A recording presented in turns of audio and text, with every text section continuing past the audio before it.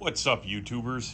I'm over here at my shop cleaning and organizing and getting ready to part-time slash full-time shoot videos so I can produce more content faster, and appreciate all your guys' patience. But in part of cleaning up, I decided to kind of go through, make sure all my batteries are charged, organize some of my tools, and well, I realized I got a bunch of electric tools, and I thought I would give you a couple ideas if you're looking at getting into metalworking or just fixing shit in general, what you might want. So that's what we're going to cover today in this video. Let's get into it.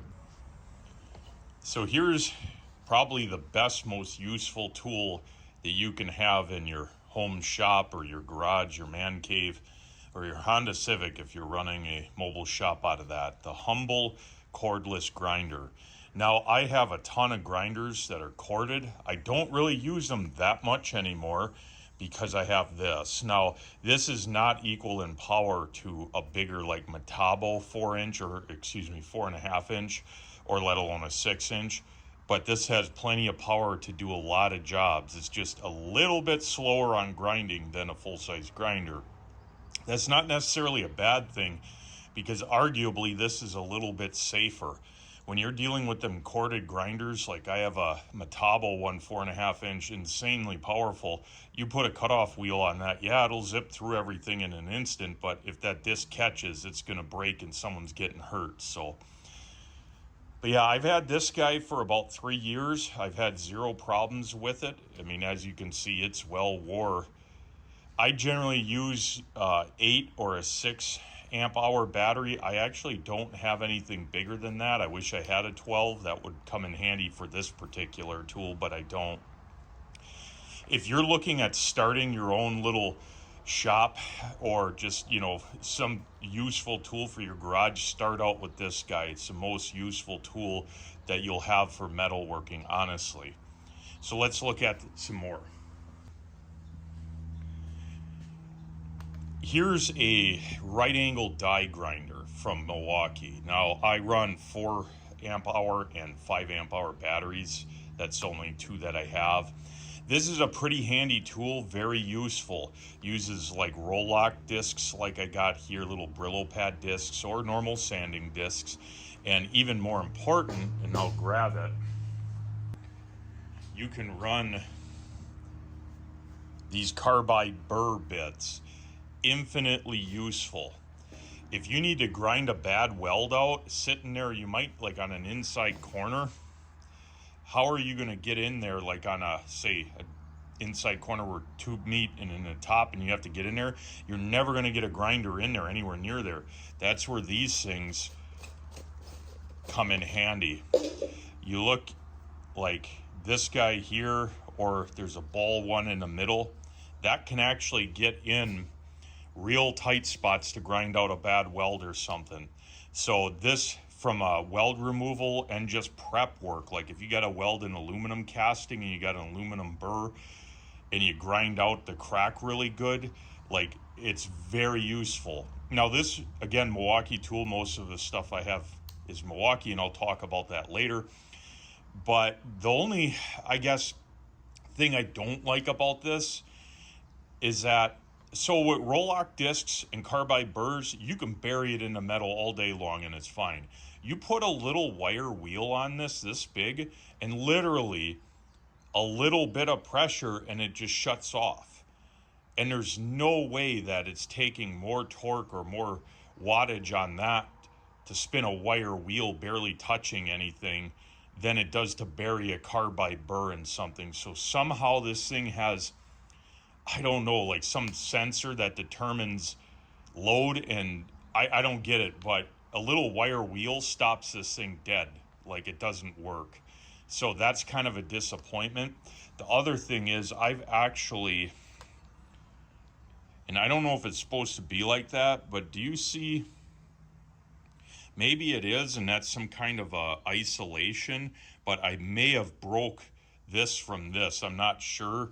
But I've used and abused this thing. It still works fine, but it seems to have more flex than it used to, so I don't know on that. Now, The 4.0 battery lasts pretty decently long on this. The 5.0 is definitely better. I heard they have a 6 out now, I think. I don't have any of those, but very useful tool. I use this all the time to remove bad welds or cracks, gouge out cracks. So definitely something you should get. And it does have a speed control on the back. So let's look at the next tool. Now, I don't have a blade for this guy on it. Of course, I do have blades for it. This is the hacksaw, I think they call it. Yeah, hacksaw. So it's a little bit smaller than the D-handled Sawzall. So a little bit more portable. This is the 18 volt version. They have a 12 volt. I've never used that one. I can't imagine it would work that well because the battery size, the amperage just isn't there. But again, if you're cutting exhaust pipe, it's even smaller than this, that might work for you. This has plenty of power to cut through like even roll cage tubing or thicker exhaust, all of that. I mean, your local catalytic converter thief, this is probably go-to number one. You know, and I'm definitely not promoting that. Do that to my car and we'll have problems. But very useful tool. Honestly, and you're going to call me crazy, I rather have this tool and 2 batteries than a dry cut saw. And I know you're thinking you're an idiot, but I own a dry cut saw. It's right over there. And I find this far more useful. And the reason is if I try and cut thin wall tube on a dry cut saw, it has a tendency to grab the pipe and tear it up, okay, even with a brand new blade. And it's just, I don't know, I like dry cut saws for cutting like flat stock 1/4 inch 3/8. They're a great tool for that. But for cutting pipe and cutting oddball stuff, you're better spending your money on this with a couple carbide teeth blades than a dry cut saw. 100%. Now this thing is a couple years old. You can tell it's been decently used. It's got spray foam on it. I've used this for home construction, not just metalworking. Very useful tool, works great still. I can't imagine not owning one of these. It's too useful. So buy this instead of a dry cut saw if you're on a budget. And it doesn't even have to be the brushless one. Buy the cheaper one. Very useful. I'll toss both of these out there because they kind of achieve the same thing. I don't know what that is. Garbage. So an impact driver and a drill. Now this thing wound up on a roof rack on top of a van for like the better part of 2 months, and I couldn't find it, and well, found it. So it still works, a little bit rusty. This, I would say, is more useful than the impact driver. This has more torque. You can actually stir a bucket of concrete with this. I shit you not. It has that much power with a good battery in it. You can put in screws like I got a bit on here. Very useful tool. You're going to need a drill at some point in your life. Honestly, spend the money. Get a full-size drill like this. Makes sense. It'll come in handy, especially like if you need to drill holes in steel or stainless or anything you're working on. Now this, the impact driver, for metalworking, far less useful. Now the benefit of this is the head size. If you look at this, how much smaller that is. These are great if you need to get under a cabinet to put some screws in your home. Very small form factor, very easy to get in. Now I do have drill bits for this that are, you know, slipping the collet. Again, from a useful standpoint, if you look at this, this thing looks pretty much new, and I believe I bought it at the same time or even before this. And now granted, some of it's weather wear, but you know, this is probably my least used tool. It's very uncommon I use this. So I would recommend for most of you, don't waste your money on this. Spend more money and get a better drill. Way more useful. All right, now this little guy, which is an actual impact gun. This is far more useful than that impact driver. This does get used a fair amount. Now for metalworking, you probably don't need anything like this, and it's not worth spending your money on this over the bigger 1/2 inch in all honesty. But for automotive use, I do a lot of work on my Jeep and stuff, and this is just handy. You know, as I'm getting older, I don't want to be busting my knuckles and my wrists up trying to remove little fasteners like on brake calipers and stuff. This fits in very tight spots, get in. You know, you can bust nuts loose with it. Works pretty good. I don't use it that much. My 1/2 inch I use far more. That's like a everyday type thing. This is, you know, when you need it, you need it. But overall, no issues with this. It works really good. It does have speed control or power control. Like most Milwaukee stuff, they have lights on it, which is kind of handy. It's a little bit weird in the hand. It feels like you have a brick or like a 2-liter bottle, but you know, I get it. To design this, it has to kind of be this shape to be useful. So let's keep going. Now this is definitely a tool all of you guys should have if you ever need to work on anything, and that's a 1/2 inch impact gun. I used to have air tools, and I don't even own an air compressor anymore. Partially because, well, I don't have a legit shop with 240 volt anymore, so I sold my air compressor off. But honestly, this is too handy and too useful over an air compressed air impact gun.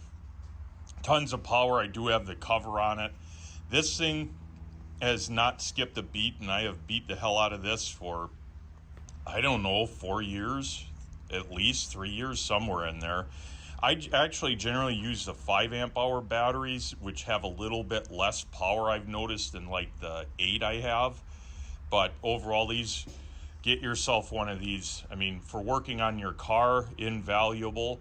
And I don't, like I said, there's almost no need for air tools anymore because of how good a lot of this stuff is from Milwaukee, DeWalt, all the companies.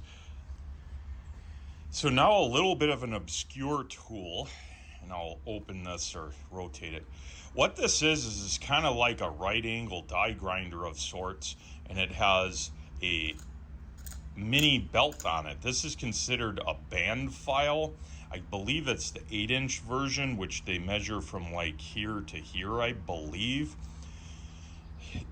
This I bought to get into tight spots. Like if you have something like this and you need to get in there and sand it, well, you can do it with this, and good luck getting a grinder, a normal one, or even a die grinder in there. Very useful tool when you need it. You can see it's pretty new, not a whole lot of use on it.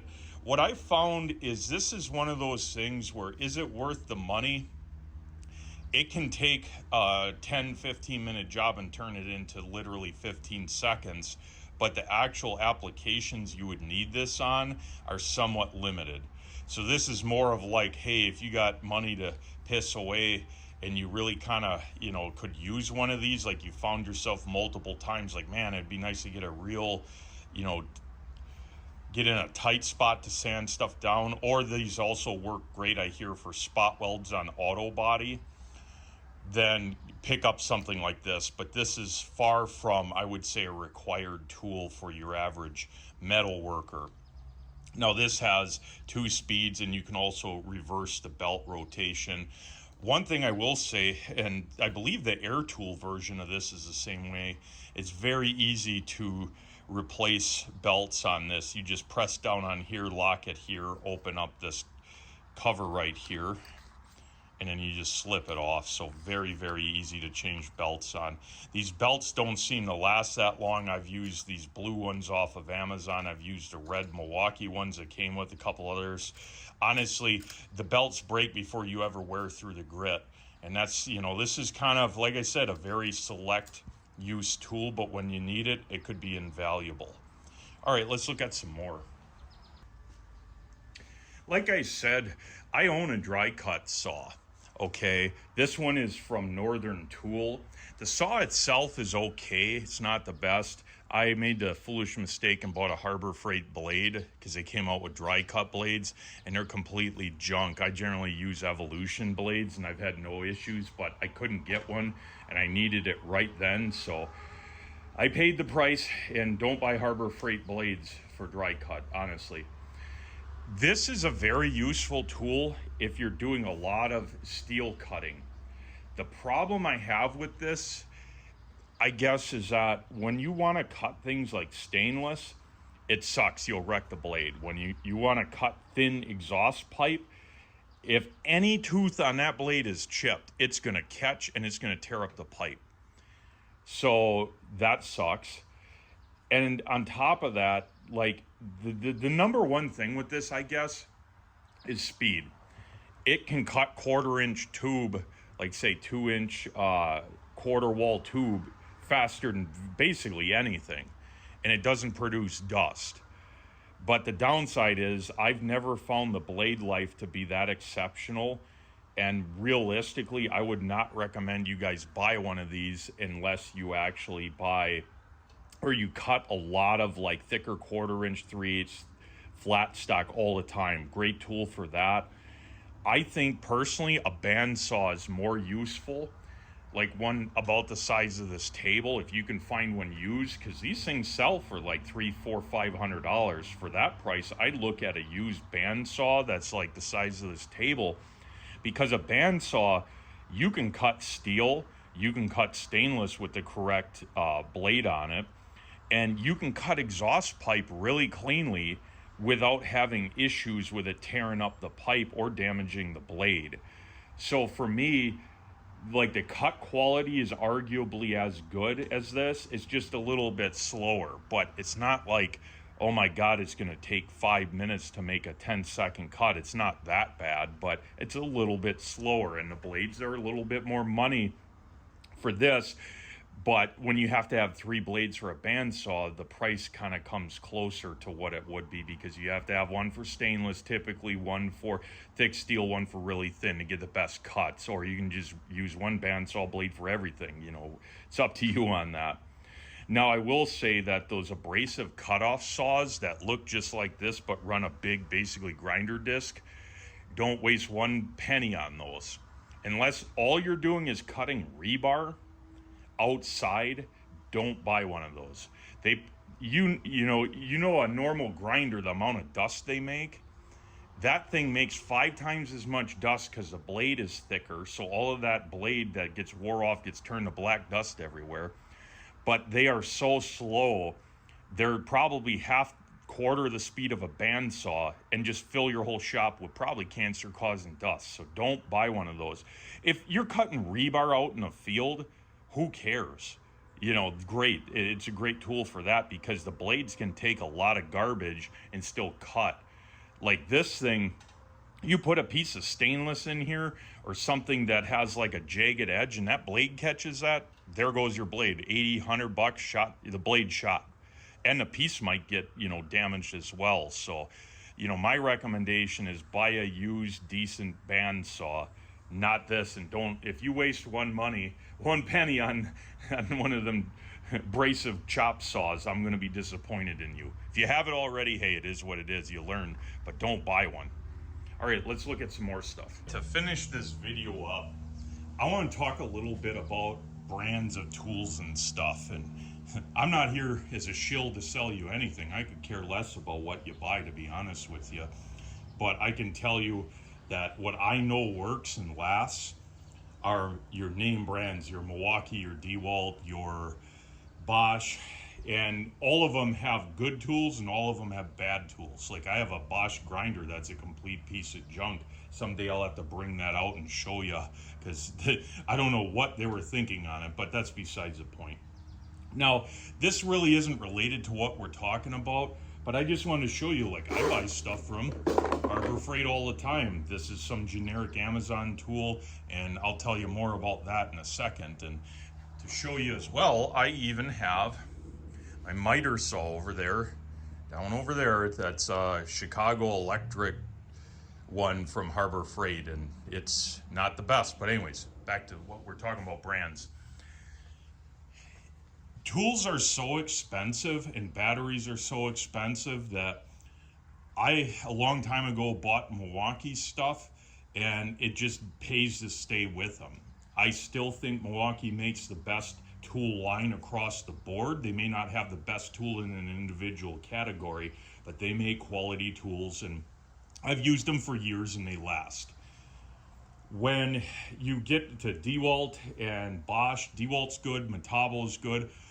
Bosch kind of fell off the face of the earth, I feel, in the last 4 or 5 years. I used to run their tools exclusively. I still have a router from them and a couple other specialty tools like a mortar saw and all that. And for select specialty tools, they're awesome. But everything else, like as a brand across the board, they're overly expensive, offer less capability than many other tools, and not many places sell them anymore. And I kind of feel bad about that because Bosch was like my go-to brand years ago when I worked in construction. That's what I used. Occasionally Milwaukee, but mostly Bosch, and I like their tools, but they fell off the face of the earth, I guess. Now, number one is that if you can get tools for a reasonable price or you already own them, use them. Okay, this isn't a brand bashing, but if you're going to invest your money, buy good stuff. And the reason is that one, it'll last longer. Two, it generally works better. Three, it works faster generally. And four, if you ever sell them, they're worth money. Like my beat up Milwaukee impact gun is still worth, I don't know, $100 or something. Someone will pay it. You know what a used beat up Harbor Freight impact gun is worth? Zero. $10. So even though it costs more up front, if you ever need money or don't need it anymore, want to upgrade, you can sell it. Somebody will buy it. And I've found that the cheaper tools, just nobody wants it. And I'll be honest with you, I've sold some used Harbor Freight tools I had. And if you can imagine the people, myself included, that shop at Harbor Freight, we're cheap and we want a good deal, right? Well, imagine the people that are trying to buy used Harbor Freight tools. They're even cheaper than you and I that shop at Harbor Freight. They're so cheap, as a matter of fact, that they're nothing but problems. I mean, I could write a book about some of the idiots I've had to deal with selling used Harbor Freight tools. Like, it's unbelievable. I'll share that sometime down the road. It's unbelievably stupid people. No offense to anyone, but, like, it's ridiculous. Now, the reason I brought this out, and this is a winch controller for my Harbor Freight winch, which their winches are good, by the way. The reason I bring this up is because this switch here, and this thing's only been used maybe 15 times, when I press and hold the button, the winch shuts on and off, and I can tell that the communication here, the switch is bad, okay? It like intermittently makes contact, and it's a pain to use because it's not smooth. It's better going out than in, and I thought it was this cover that's really big. Like, it's hard to press the switch all the way down because you're pressing so much of this crap, versus this. But no, the switch is bad. And the reason I bring this up is because every Harbor Freight tool that I have that has a switch, the switch blows up on it or stops working. I had a Harbor Freight belt sander, used it a fair amount, and when I needed it the most, the switch crapped out on it. I had a sandblast cabinet, the switch for the light crapped out. I had a wood planer, the switch crapped out. Cordless drill, corded drill, angle grinder. Their tools, I find, are actually pretty good, but I swear I don't think I own a single Harbor Freight tool other than that miter saw you saw over there that doesn't have a bad switch on it. So now I got to pull this apart, hopefully find the switch just like this, replace it with a better one that's going to last. And I bring that up because I've never really had a Milwaukee, Bosch, DeWalt, any of those that failed like that. Maybe one here and there, but not every tool I've ever owned by them.